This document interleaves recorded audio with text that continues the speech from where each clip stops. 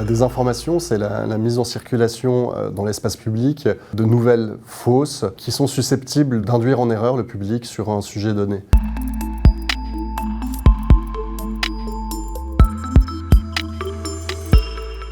On peut reconnaître différents types de fausses informations, enfin de désinformation plutôt. Il y a ce qu'on appelle en anglais les fake news, les infox, qui sont des informations fausses qui sont fabriquées de toutes pièces en vue, avec une intention de tromper le public.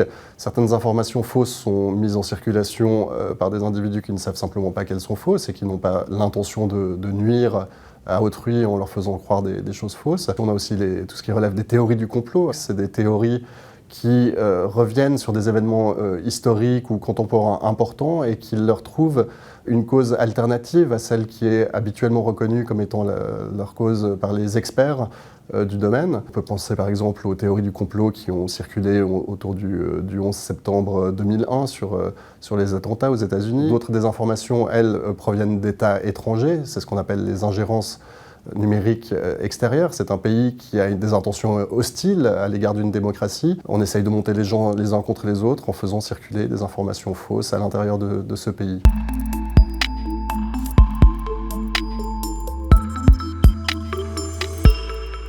La désinformation, c'est évidemment pas un phénomène nouveau qui serait apparu avec Internet. On en connaît depuis très longtemps dans l'histoire des désinformations. Par exemple, en période de guerre, les pays impliqués essayent de désinformer la population adverse pour saper le moral de la population adverse.